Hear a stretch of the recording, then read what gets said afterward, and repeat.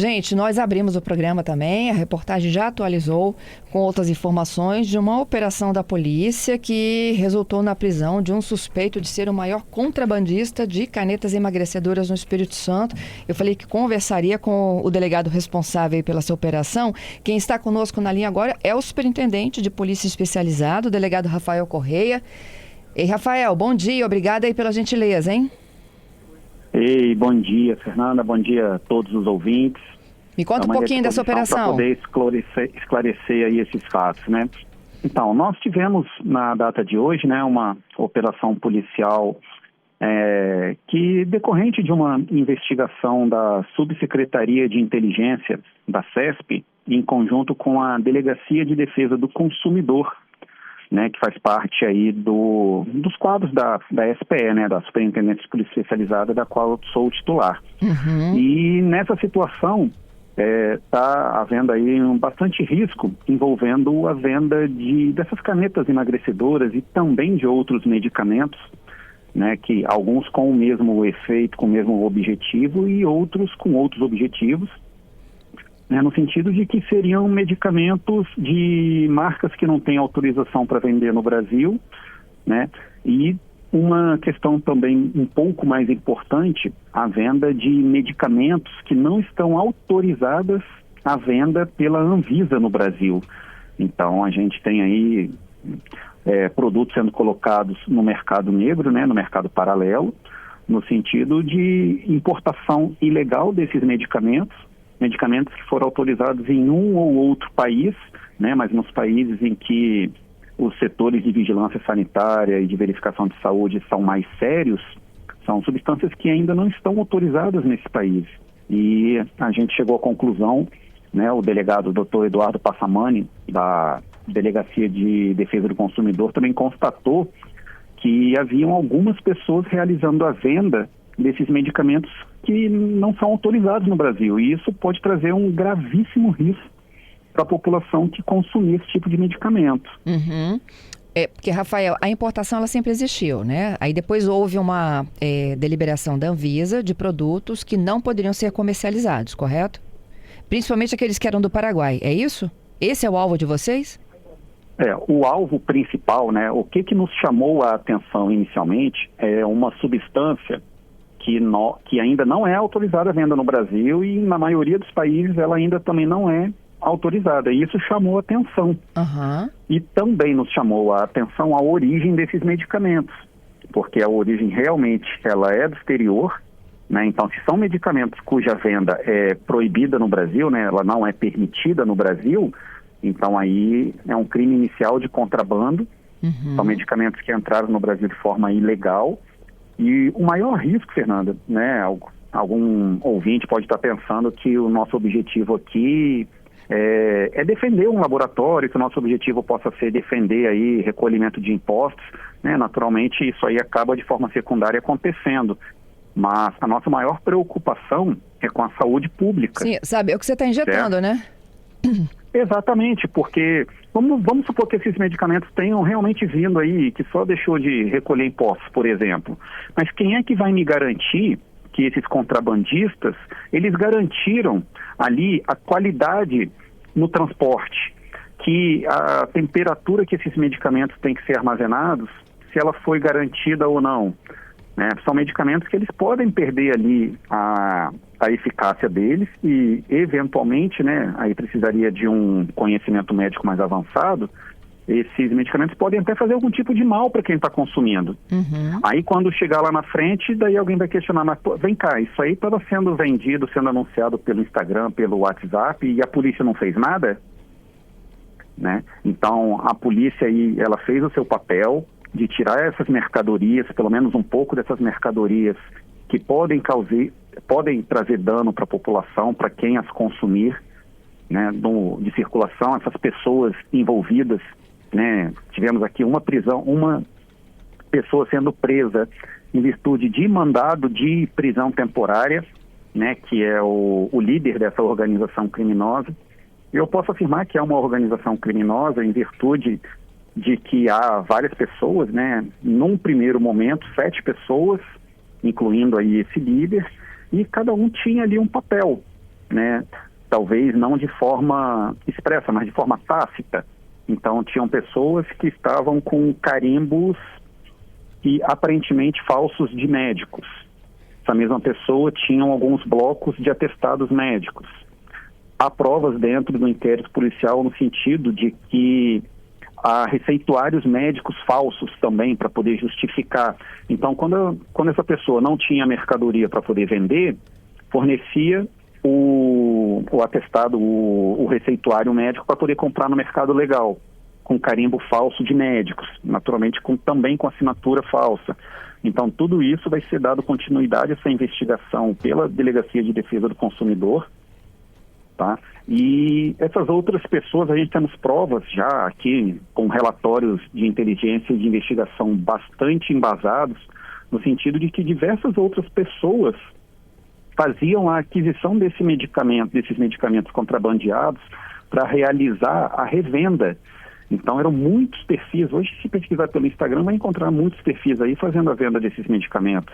Então, a orientação que a gente dá para a população que quer zelar pela própria saúde, que não adquira medicamentos no mercado paralelo. Se for adquirir medicamentos, que adquire de farmácias, que a gente sabe que todo o processo de logística correto foi seguido e que a gente pode ter um pouco mais aí de confiança na qualidade do produto, do medicamento fornecido, e que não vai trazer nenhum mal aí para a pessoa, para o paciente, para o cliente que vai consumir. Quando esse uso é feito e ministrado dentro de uma clínica, como é que a gente identifica a procedência, por exemplo, se não é um desse aí contrabandeado? A questão da origem do medicamento, eu não vou conseguir te dar essa informação, quais são as formas exatas, né, para poder verificar a procedência. Mas, naturalmente, né, sempre quando a gente for num posto de saúde ou num hospital, é sempre interessante solicitar para olhar a caixa do medicamento, olhar o medicamento, até para verificar se o medicamento que está sendo aplicado é realmente o medicamento que foi indicado ali pelo profissional da medicina. Essa história de posto de saúde também me chamou a atenção. Como assim posto de saúde, Rafael? Onde que entra aí o posto de saúde nessa investigação? Porque até então eu não, acho que não tem nenhuma prefeitura aqui no Espírito Santo que ofereça esse tipo de medicamento. Isso, exatamente. Dentro do material probatório que foi levantado, nós conseguimos identificar que algumas das pessoas que estavam realizando a revenda são servidores públicos da área de saúde que trabalham em posto de saúde.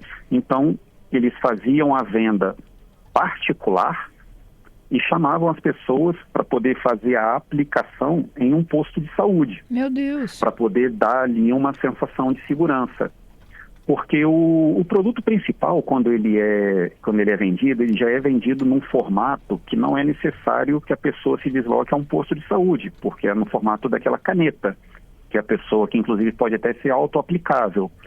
Porém, o que a gente tem constatado aqui é que eles têm comprado ampolas com uma quantidade maior de substância, maior do medicamento, e eles fazem a aplicação por meio de injeção mesmo.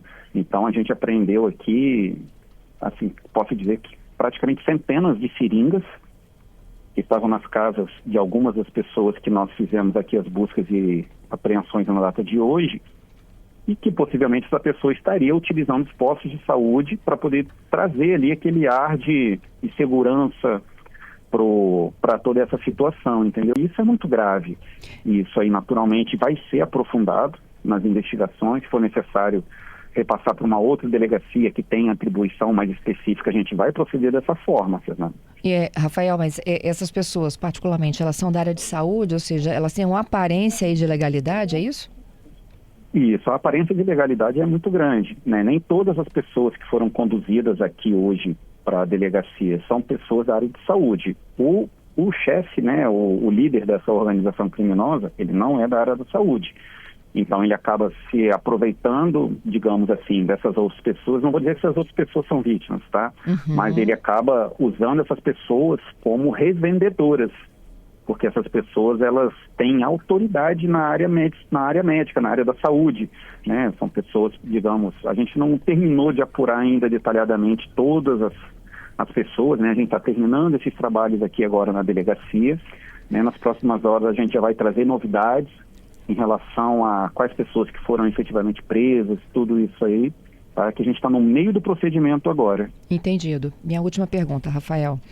Como é que vocês atribuem a ele, né, como o maior contrabandista de canetas emagrecedoras?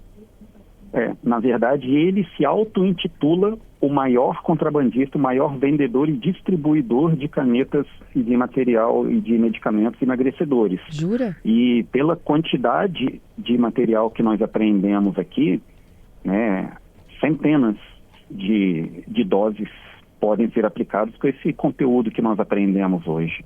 Então, é uma quantidade bastante elevada, e quando a gente passa a analisar pela questão dos valores que são colocados no mercado, a gente percebe que a gente apreendeu aqui uma carga extremamente valiosa.